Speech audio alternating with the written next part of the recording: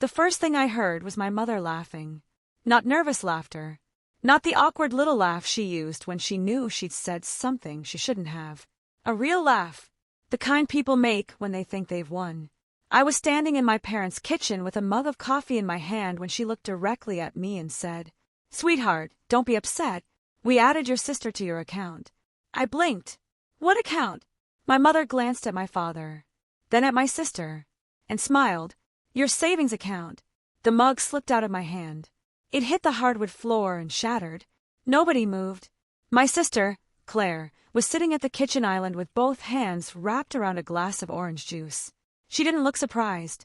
That was the moment I knew something was terribly wrong. I stared at her. "Claire, what did she just say?" Claire lowered her eyes. My father cleared his throat. "It isn't what you're making it sound like." I laughed once because I honestly didn't know what else to do. "Dad, there is $145,000 in that account." My mother waved her hand. "And Claire is family." I looked at my mother, then my father, then my sister. "You added Claire to my bank account." My mother nodded. "Yes." Without asking me. "Were your parents?" That wasn't my question. Silence. My father's jaw tightened. My mother picked up her coffee. We thought it was the sensible thing. I felt something inside me go completely cold, because that $145,000 wasn't family money. It wasn't money my parents had given me. It wasn't money my sister had contributed to. It was money I had spent 8 years saving. Every overtime shift. Every skipped vacation. Every Saturday morning when my friends were sleeping in and I was driving to work. It was the emergency fund I'd built after watching my parents struggle with money my entire childhood. It was the down payment for the house I had been planning to buy. And now my mother had apparently decided my sister deserved access to it. I looked at Claire. "Did you know?" She didn't answer. "Claire," she finally whispered, "I knew Mom was going to talk to you." "That isn't what I asked." She swallowed. "Yes." My stomach dropped. "How long?" She looked at the counter. "A few weeks." I stared at her. "A few weeks." My mother interrupted. "Don't make this dramatic." I turned toward her. "Mom, you just told me you gave another person access to $145,000 of my money without my permission. She isn't another person. She's your sister. And she needs help." I laughed again. "Then ask me." "We knew you'd say no." That sentence hit harder than anything else. Not because of the money. Because she'd said it so casually. Like my refusal didn't matter. Like my money was already something the family had a right to negotiate. I looked at Claire. "What do you need $145,000 for?" Her eyes filled with tears. "I don't need all of it." "That's not an answer." She wiped her cheek. "I just needed a little help." "How much?" She hesitated. 20,000. I stared at her. 20,000? My mother jumped in. "She has debt. Everyone has debt.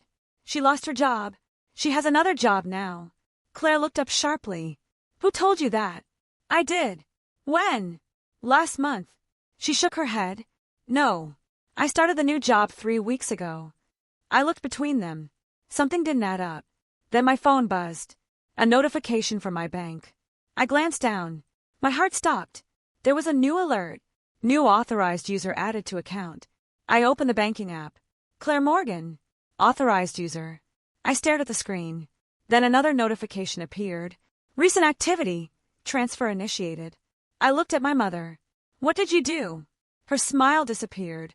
"What?" I held up my phone. "What did you do?" My father stood. "Let's all calm down." "Dad, what did you do?" He walked toward me. "Give me the phone." "No." "Let me explain." "No." My thumb opened the transaction details. There it was. A pending transfer. $20,000. Destination, an external account. The name attached to it wasn't Claire's. It was a company.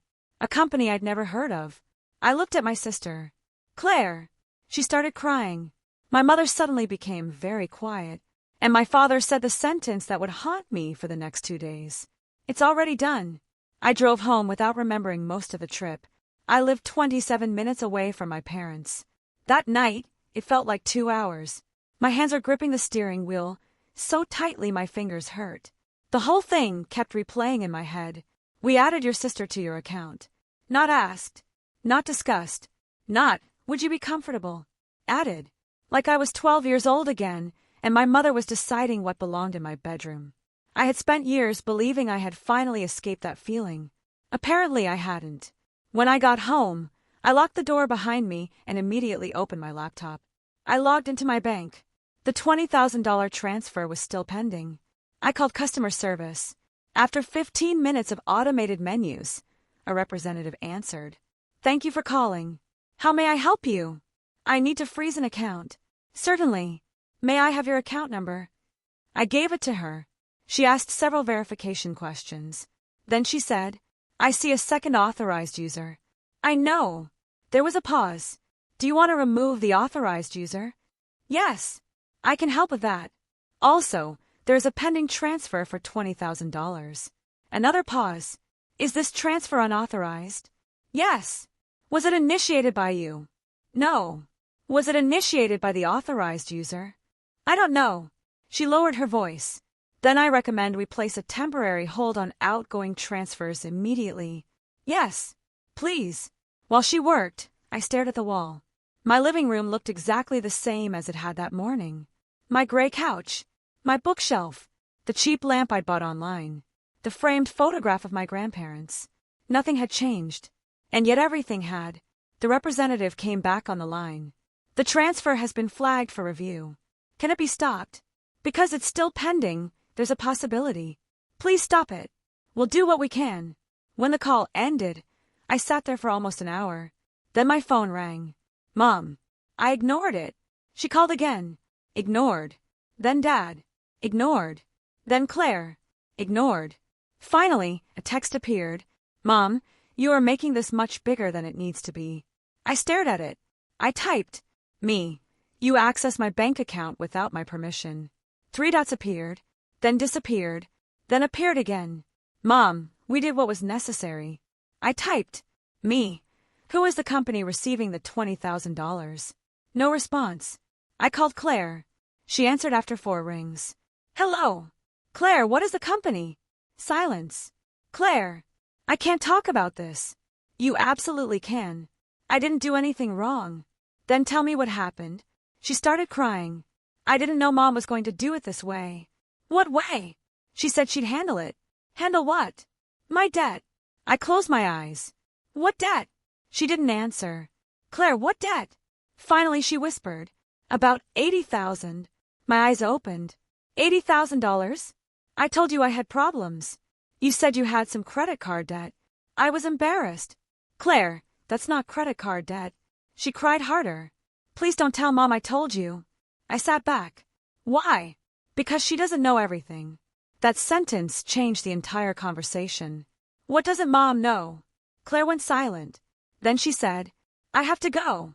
Claire. The line went dead. I stared at the phone. I had no idea what was happening. But I knew one thing. The $20,000 wasn't the whole story. The next morning I called the bank again. The transfer had been frozen. The authorized user had been removed. But the representative told me something else. There was an attempted withdrawal before the transfer. How much? $5,000. I sat up. When? Yesterday afternoon. Before my mother announced anything. Before I even knew Claire had access. Was it successful? No. The transaction was declined. Why? Insufficient permissions at that time. I exhaled. So someone tried to take $5,000 before Mom told me. I can't tell you who initiated it, but it was through the authorized user. Yes. I thanked her and ended the call. Then I called Claire. She didn't answer. I called again. Nothing. I drove to her apartment. She lived on the 3rd floor of an old brick building across town. When she opened the door, she looked exhausted. Her hair was tied up messily. She wore sweatpants and an oversized hoodie. Why are you here? Because you're not answering me. I needed space. You tried to take $5,000. Her face changed. I didn't. The bank says there was an attempted withdrawal. I didn't do that. Then who did? She stepped backward. I don't know. I walked inside. Where's Mom? She isn't here. Dad? No. I looked around. There were moving boxes stacked against the wall. I frowned. Are you moving? Claire froze. No. Then why are there boxes? She didn't answer. I walked toward one. Don't. I stopped. She grabbed the box. Please. Something in her voice made me back away. Claire, what is going on? She sat on the couch. For several seconds she didn't speak. Then she whispered, I owe someone money. Who? I can't tell you. Why? Because they'll come after me. I felt a chill. Who? She looked at me. I borrowed money from someone I shouldn't have. From a person? She nodded. How much? About 35,000. On top of the 80,000. She covered her face. I didn't plan for any of this. I sat across from her. How did you get into this? She didn't answer. Then her phone rang. She looked at the screen. Her entire body stiffened. The caller ID said Daniel. She declined the call. It rang again. She declined it again. Then a text appeared. I didn't read it. I didn't need to. Claire's face told me everything. Who's Daniel? Nobody. Claire. He's just someone I know. Then why are you terrified? She looked at me. Because I borrowed money from him. For what? She shook her head. I don't want to talk about it. Was the $5,000 for him? She didn't answer. That was answer enough. I stood. Mom knows. No.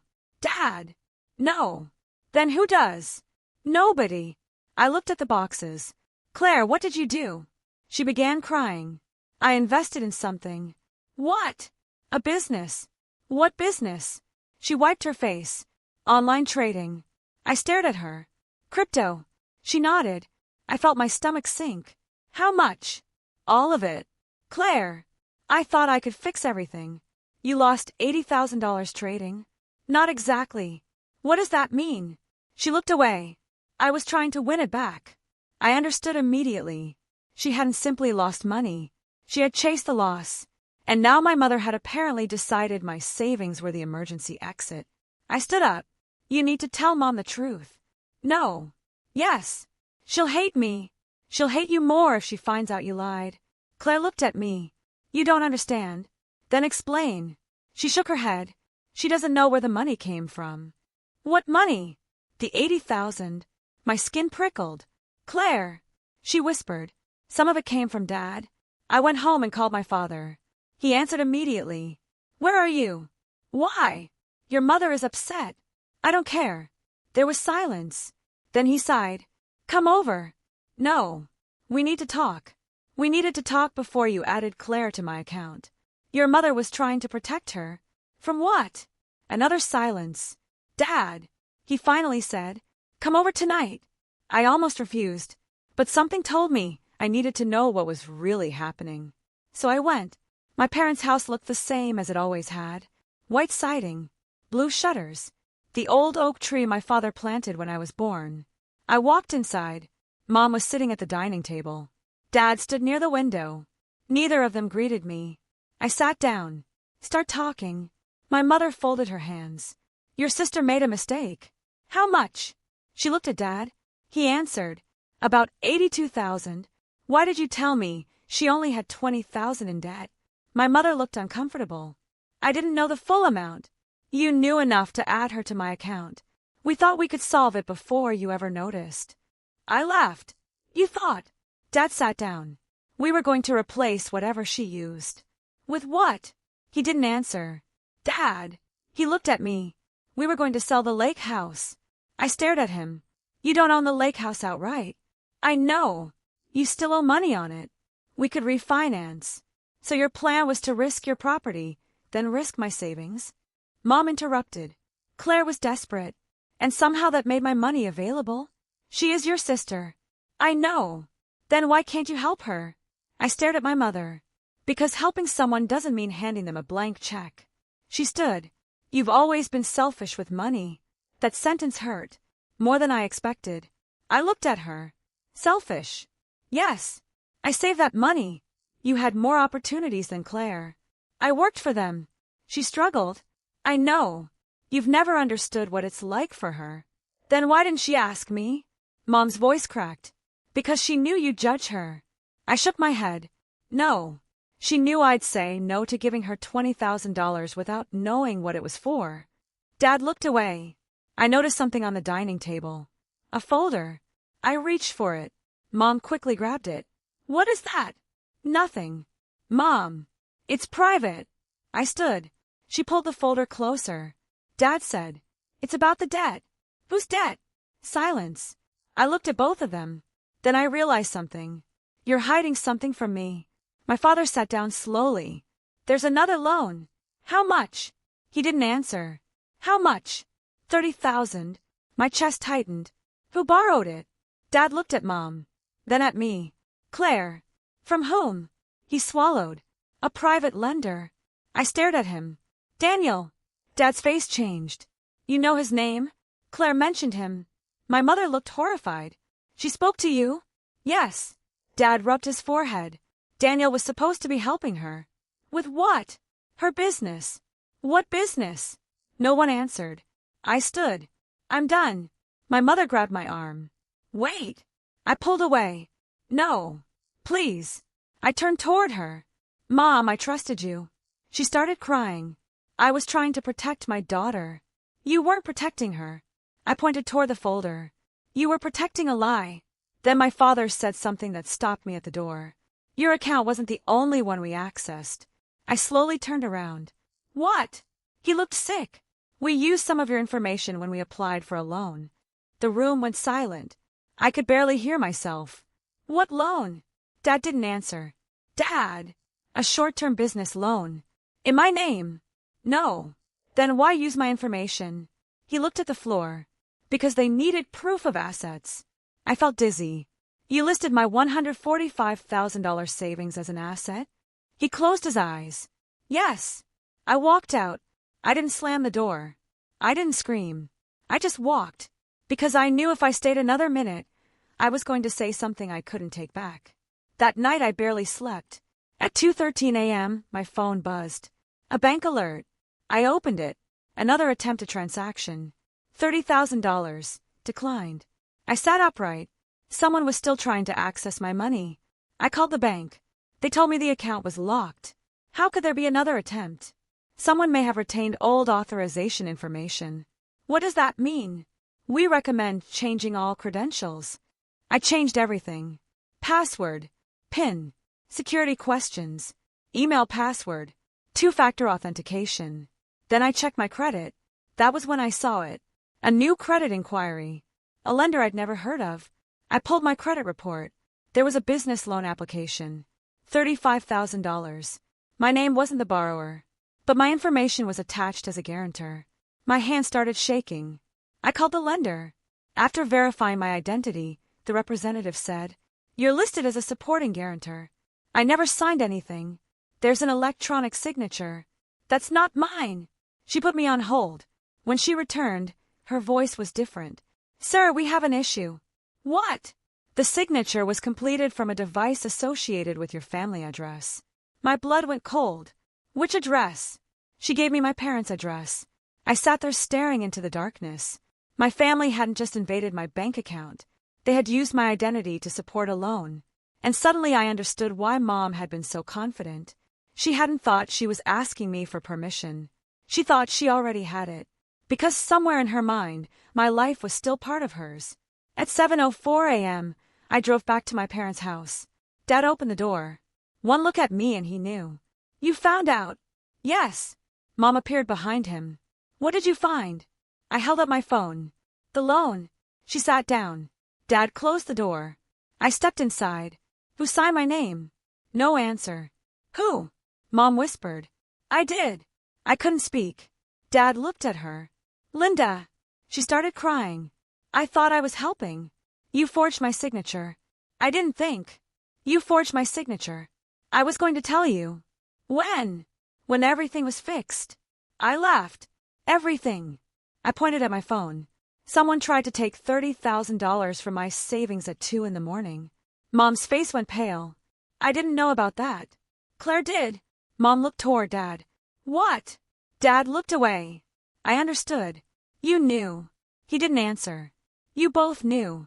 Dad finally said, "Claire was trying to pay Daniel." "Why?" "She owed him." "How much?" $35,000. "And the $20,000? For the loan." "What loan?" Dad swallowed. "The business loan." I looked at my mother. "So you were going to use my money to pay the lender." she cried. "We thought we could stop everything before you were hurt." I stared at her. "You already hurt me." Then I heard footsteps.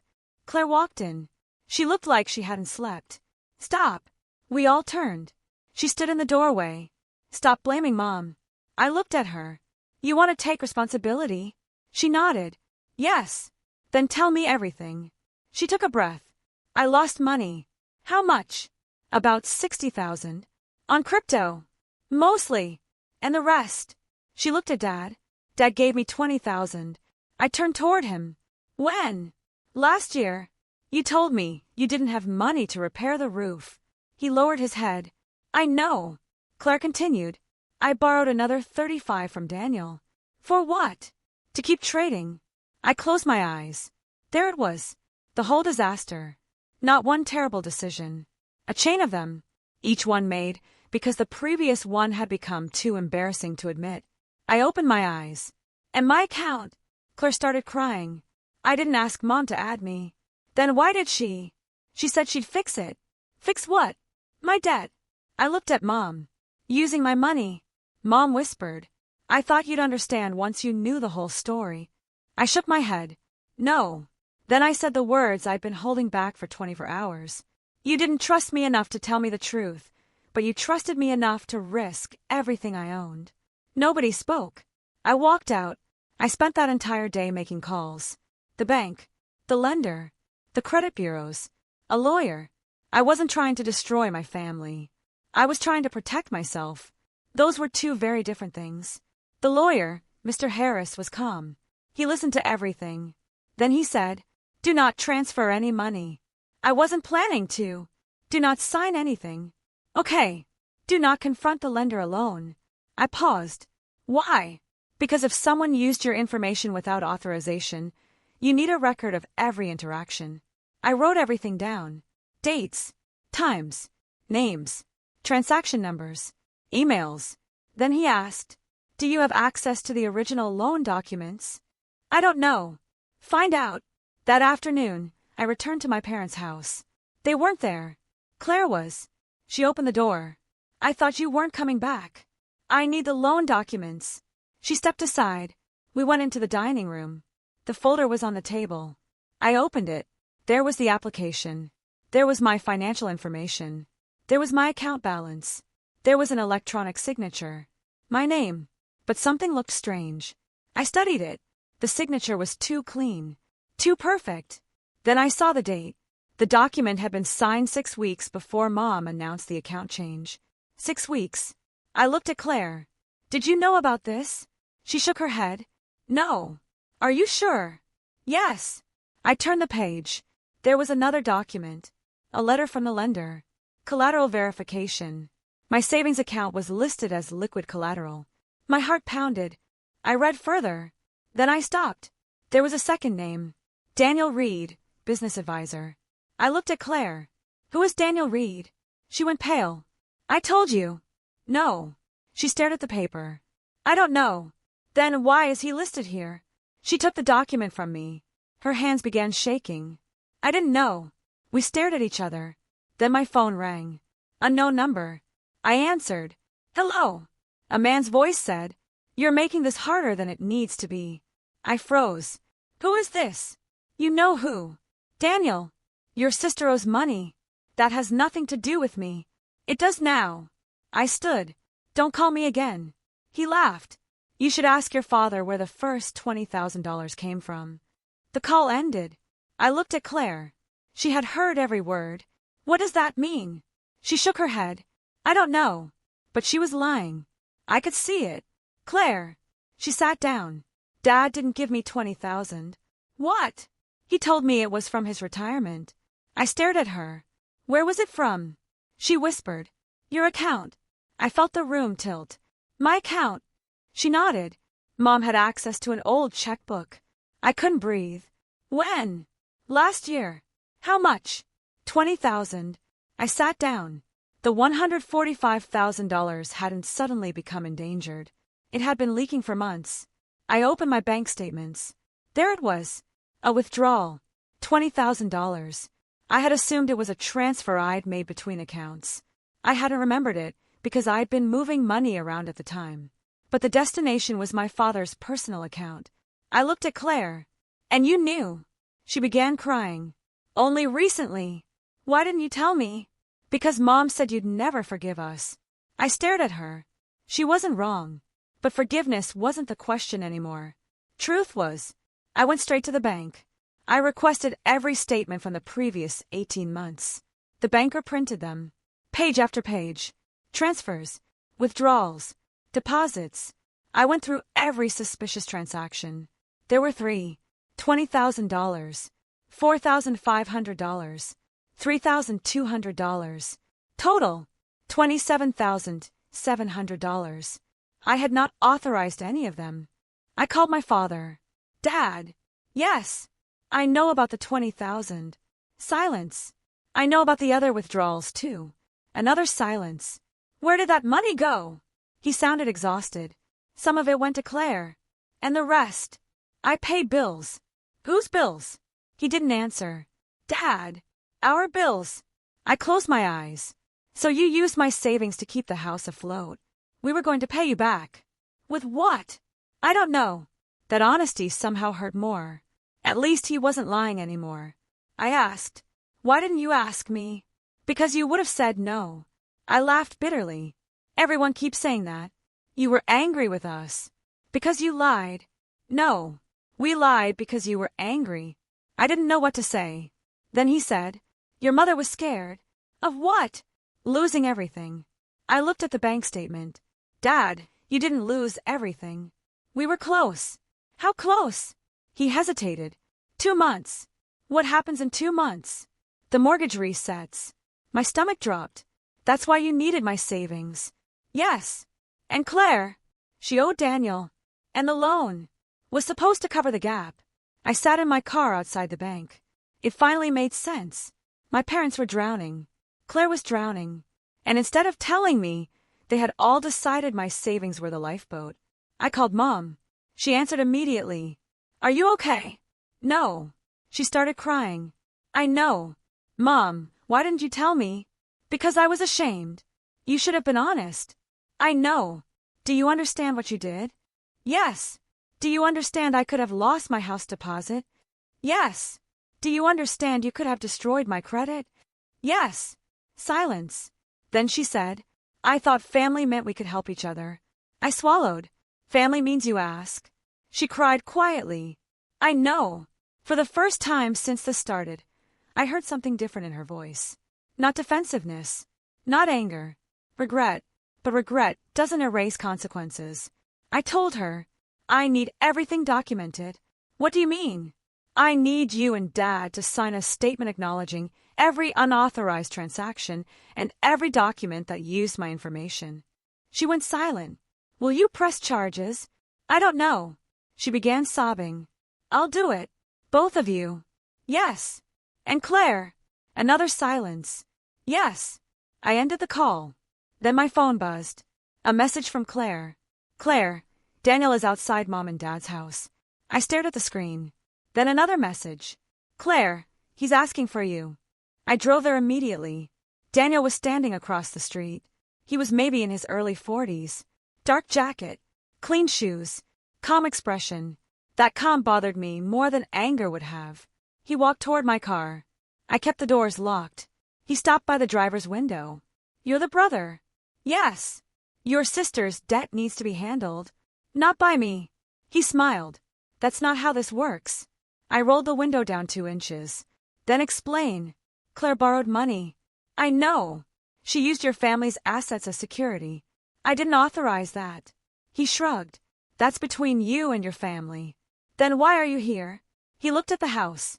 Because I'm tired of waiting. How much does Claire owe you? 35,000. She doesn't have it. She has access to your account. Not anymore. His expression changed slightly. That was the first time I'd seen him lose his composure.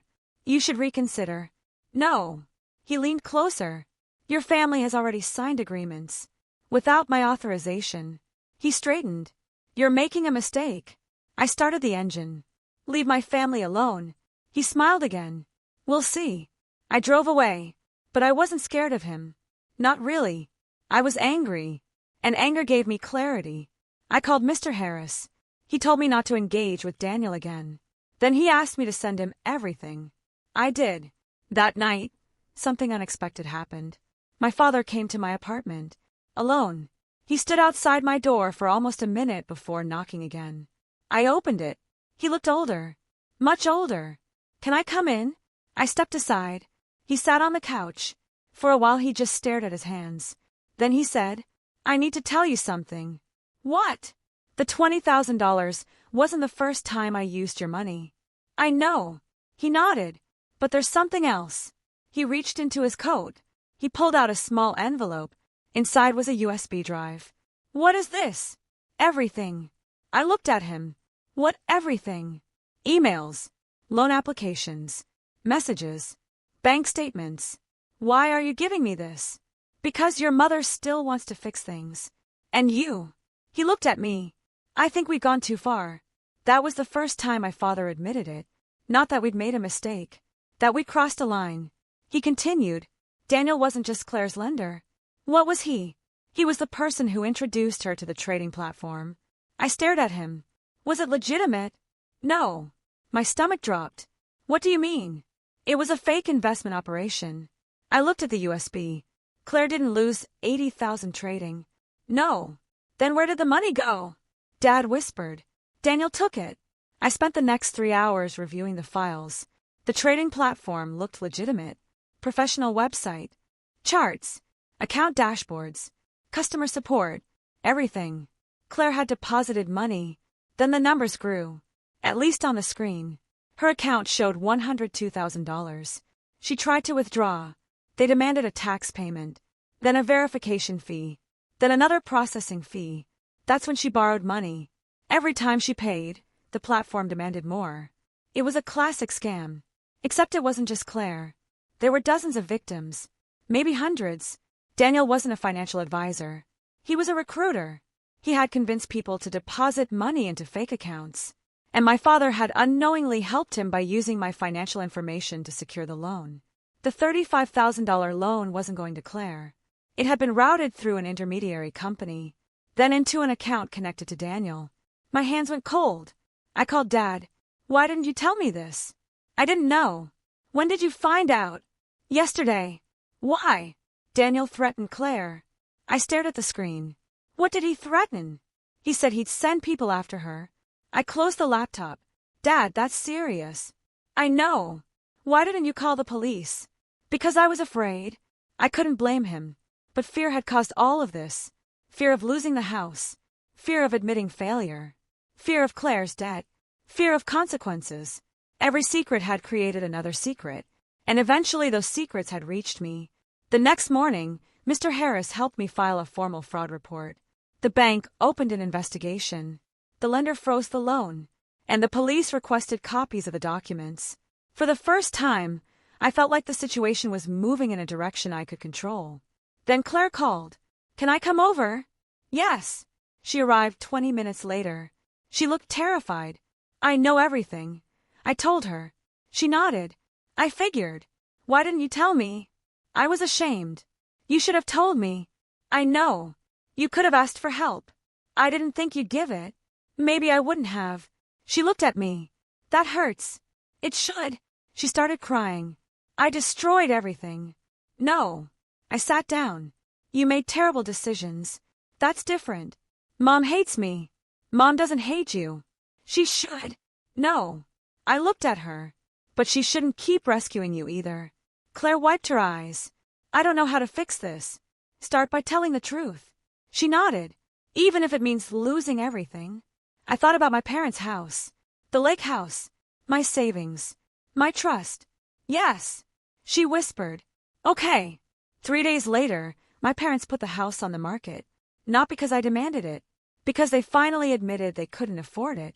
The realtor came on a rainy Tuesday morning. Mom sat at the kitchen table while the photographer took pictures.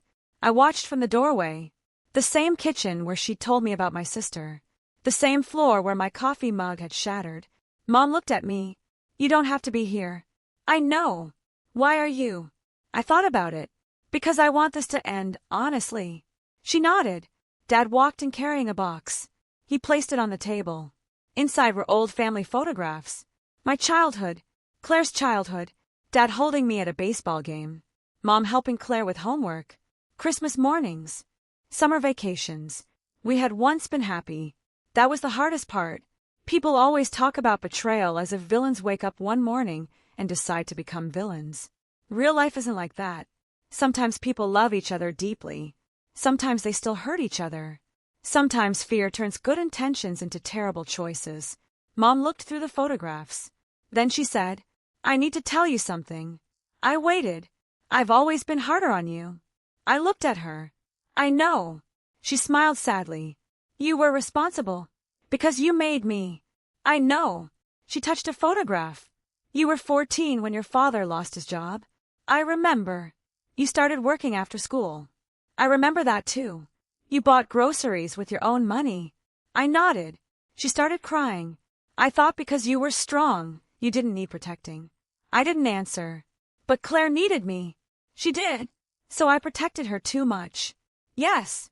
She looked at me. And then I started protecting the lie. That sentence stayed with me. Because that was exactly what had happened. She had protected Claire. Then protected the secret. Then protected the house. Then protected herself. And in the process, she had nearly destroyed the person who had trusted her most.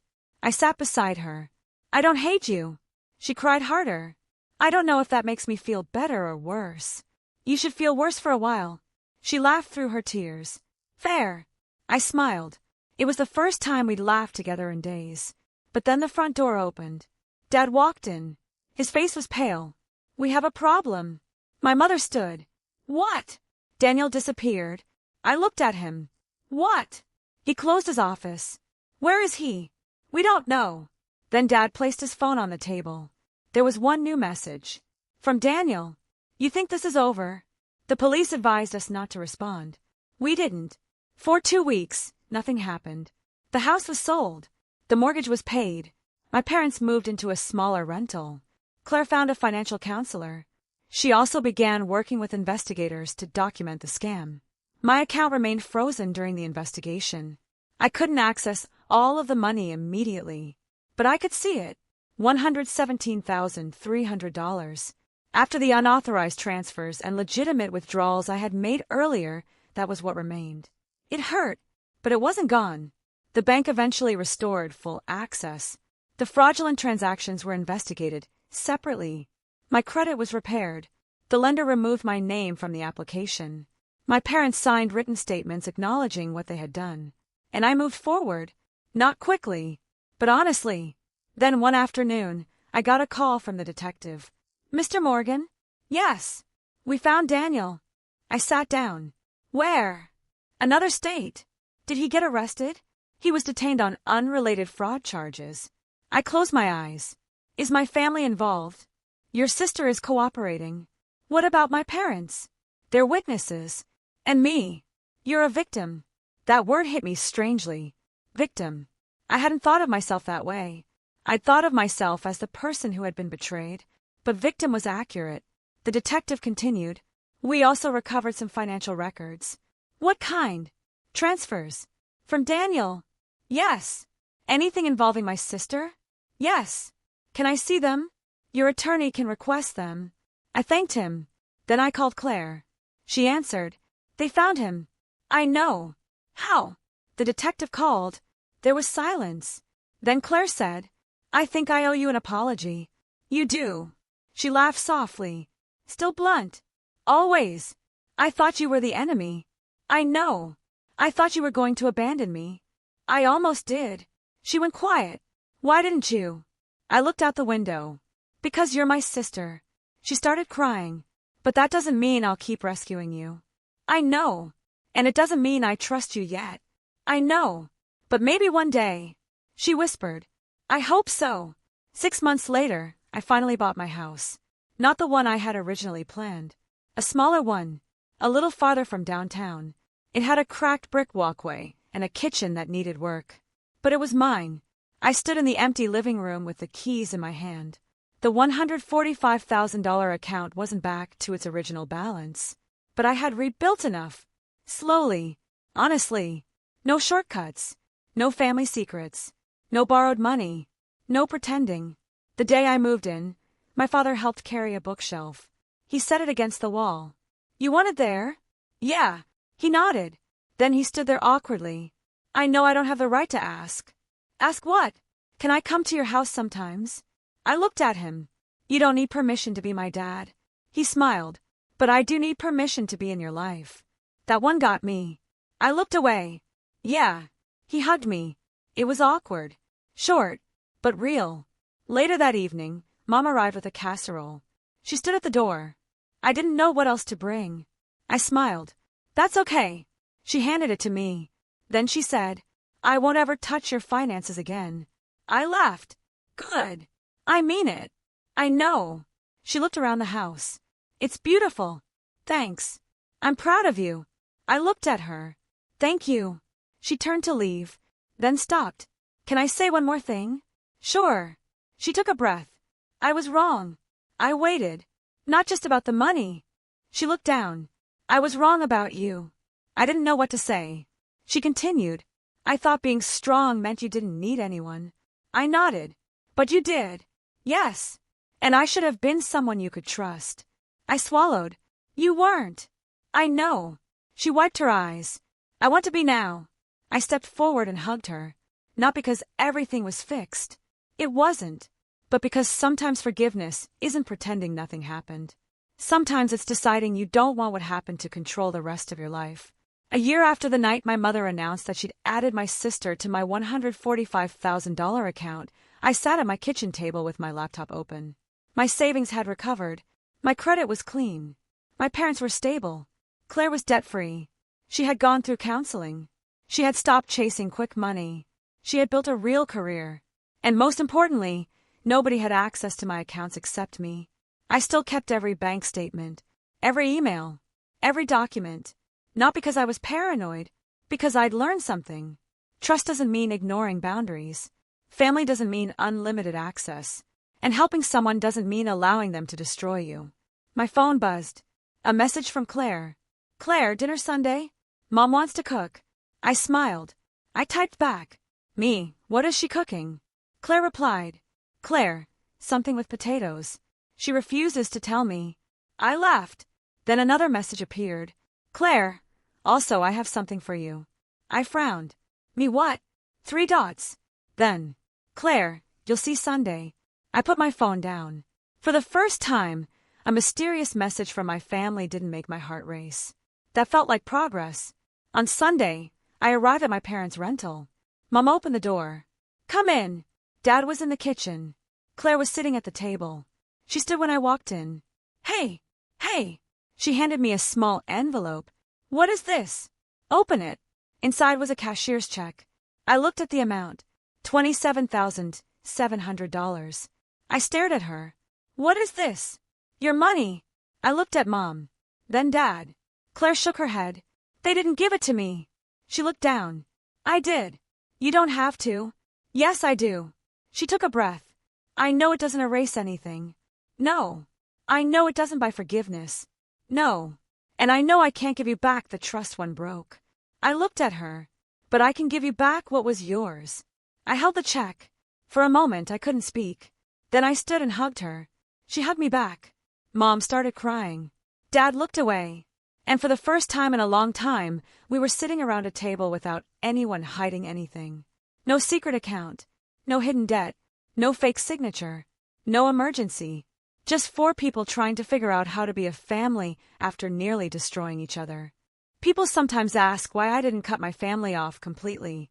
The answer is complicated. Because they hurt me. Deeply. But they also admitted what they did. They faced the consequences. They sold their house. They lost their comfortable lifestyle. They apologized. They helped investigators. Claire paid me back. My father accepted responsibility. My mother finally learned that protecting someone from consequences isn't the same thing as loving them. And I learned something too. I learned that boundaries aren't punishment. They're protection. I learned that saying no doesn't make you selfish. I learned that you can love someone and still refuse to finance their mistakes. And most importantly, I learned that family isn't defined by who shares your blood. It's defined by who respects your life. That $145,000 represented 8 years of work. But in the end, it taught me something worth more than the money. I had spent my entire life thinking the hardest thing I could ever do was build financial security. I was wrong. The hardest thing was standing up to the people I loved when they crossed a line. For years, I thought being a good son meant helping whenever my family needed me. Now I understand. Being a good son also means refusing to let the people you love make choices that will destroy all of you. And if there's one thing I would tell anyone watching this who has ever felt guilty for setting a financial boundary with their family, it's this. You are not responsible for saving everyone. You are responsible for not letting someone else's crisis become your catastrophe. Because 48 hours after my mother casually announced that she'd added my sister to my $145,000 account, I discovered that the money wasn't the real thing my family had taken from me. They had taken my trust. And rebuilding that took far longer than rebuilding the bank balance. But somehow, slowly, honestly, one uncomfortable conversation at a time, we rebuilt that too. Not the family we had before. Something better. A family where nobody assumed access. Nobody hid the truth. And nobody ever again confused love with permission. The last time my mother asked me about my savings, she smiled and said, "So how's the account?" I smiled back. "Locked." She laughed. "Good." And this time, I knew she meant it.